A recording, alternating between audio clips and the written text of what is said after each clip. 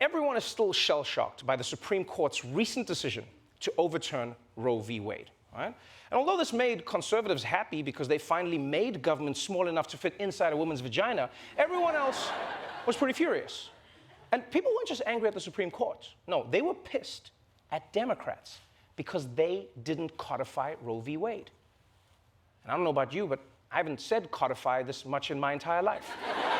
We just say it like it's normal. Codify. Did they codify? You didn't codify. They should have codified. Did you codify your Starbucks order? I did. Well, it turns out that same Supreme Court ruling that struck down Roe v. Wade, it also opened the door to future rulings that could overturn other rights, right? Things like the right to gay marriage, interracial marriage, and contraception, all of which are based on the right to privacy, just like Roe v. Wade. Which is why now Democrats are trying to learn their lesson and protect those rights before Clarence Thomas gets to them. A historic moment on LGBTQ rights. The bill is passed.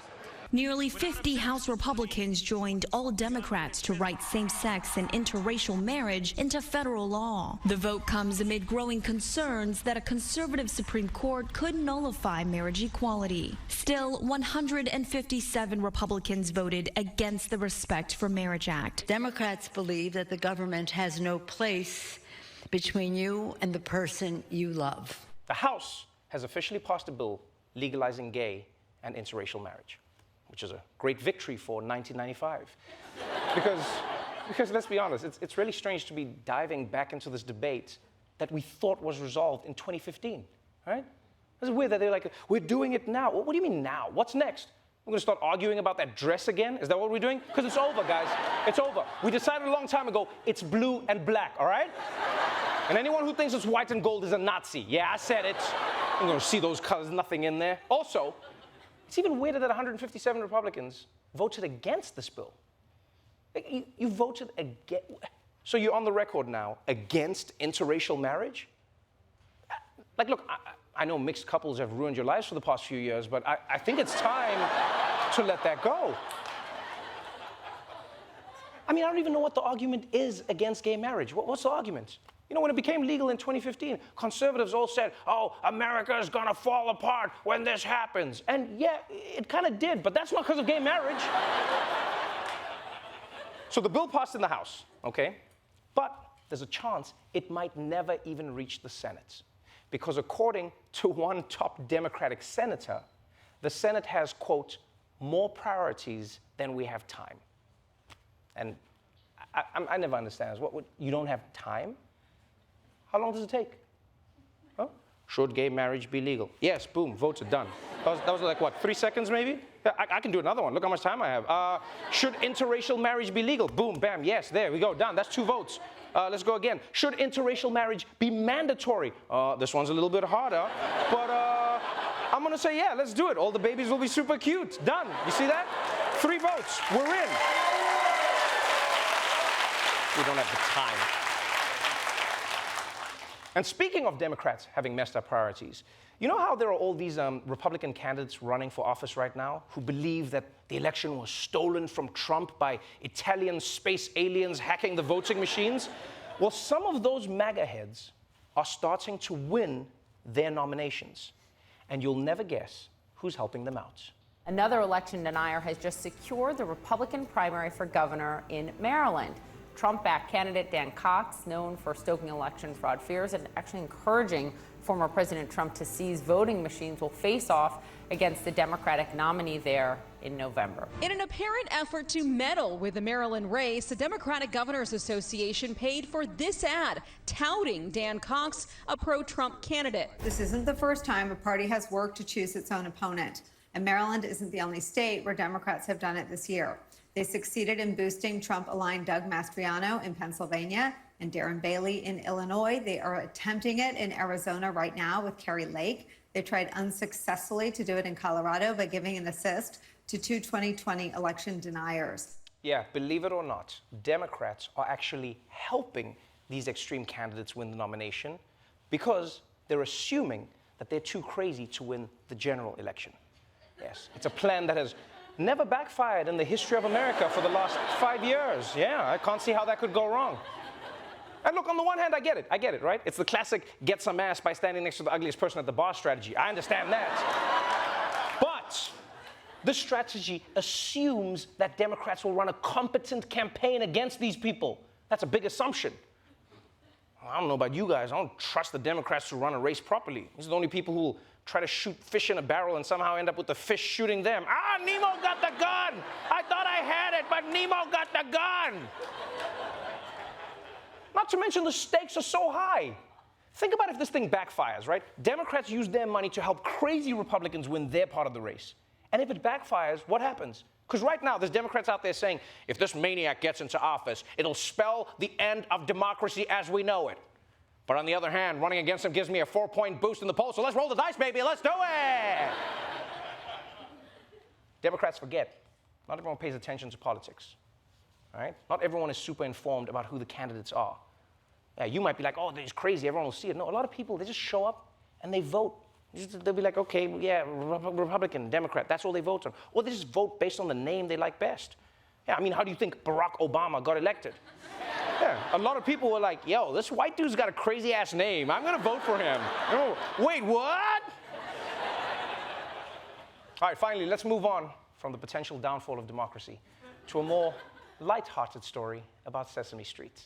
They're racist. Or at least, that's what they're being accused of after a video at their theme park went viral. Sesame Street, a place of inclusion and learning for generations of kids. But Sesame Place, the theme park based on characters from the iconic children's TV show, is issuing an apology this morning after backlash from this video showing 2 young black girls seemingly snubbed by a performer dressed as Rosita at the Sesame Place theme park near Philadelphia. Sesame Place initially released a statement saying that the costumes characters wear sometimes make it difficult for them to see, adding the Rosita performer did not intentionally ignore the girls and is devastated about the misunderstanding. But that statement wasn't good enough for many on social media who expressed outrage. Now other parents are sharing their own videos that they say show similar instances of their children being treated rudely compared to others, all seeming to show similar bias by characters at the park. As a result, Sesame Place has issued a second statement saying that they are committed to making this right, adding they will conduct training for our employees so they better understand, recognize, and deliver an inclusive, equitable, and entertaining experience for our guests. This is some bullshit. These little girls are getting snubbed by Rosita. She's not even a top 10 Muppet. Yeah, like if Elmo or Big Bird snubs you, then yeah, I get it, they're big time. But Rosita, it's like getting snubbed by Hawkeye. My man, you should be honored to take a selfie with me, you Robin Hood ass mother. Oh, Rosita gonna ditch those kids. And just as an aside though, I don't know if this is racism or not, but can we take a step back and appreciate how ironic this outrage is? Because basically what people are saying is, why won't this total stranger touch my kids? They touch the other kids, touch my kids! Guy in a furry suit that I don't know, touch my children! You know what got me here is this. Sesame Place's explanation for this whole thing was weird because their excuse was that it wasn't racism, it's just that the costumes make it hard to see at lower levels. But that's where the kids are. Why would you design a costume for kids that can't see most kids? Huh? These guys are like, look, we're more than happy to give hugs to any children who are LeBron's height or taller, okay? I mean, if you can't see at lower levels, what happens with the employees in the parks? Like, they must be so confused. Every day they're just going out, they're like, damn, no kids again? Just a bunch of adult weirdos all by themselves. What's going on here? There's also a disconnect between the things Sesame Place is saying, because if this was just an innocent misunderstanding, then why is Sesame Place going to add bias training? Because either it was a mistake or it was racism. It can't be both. You know, it feels like now that's what companies do. They just go like, oh, we're going to do bias training. That's what they say just to get people off their backs. Yeah, we're going to do bias training. We're going to read some Ta-Nehisi Coates again. We got this. We're fine. Because what are they teaching them in the bias training? What is the bias training? Hey, so you see the black kids? Yeah. Yeah, that's all you have to do, see the black kids. All right, that's it for the headlines. But before we go to a break, Let's check in on all the latest social media trends with our very own Ronnie Chang, everybody!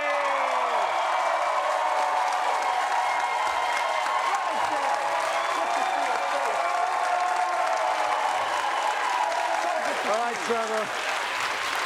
So, Ronnie, what's happening online, man? Oh, you really want to know? You really want to know? You guys really want to know what's trending online? You want to know what stupid bullshit is trending on social media that we're all going to forget about tomorrow, right? Because it is important. It is so important. All right, let's start with the toxic cesspool that is Twitter, all right? What's trending on Twitter? Surprise me. Oh, Bennifer. Oh, Bennifer got married again. Oh, Bennifer got married again. Big deal. People get married every day. These guys got married in Vegas. Okay? They didn't even put in any effort. For all we know, they were drunk.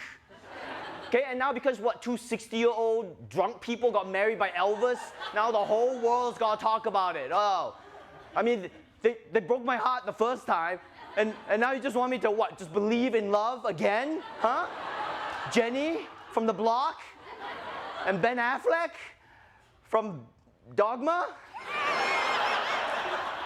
Like the point is, I'm not getting invested in this again. All right? Let's just see what's trending on Instagram. All right? Instagram. Oh, what's on the gram now? Wait. Let me guess. Let me guess what's on Instagram. Oh, is it just the stuff that was trending on TikTok 2 weeks ago? What's the matter, Instagrammers? You don't have your own ideas? What happened? You ran out of pictures of your feet in the sand? Why don't you take a picture of your book next to your avocado toast with some flowers on it? All right, let's just go straight to the source of the arbiter of human culture now. That is TikTok, right? That's where all our culture comes from. What's trending on TikTok these days? Oh, it's this big trend called the Put Your Shoes On Challenge. It's where a parent tricks their kid into thinking they have to help them fight another parent and their kid. Okay? So let's just watch this clip, but hang on to your final brain cells. Okay?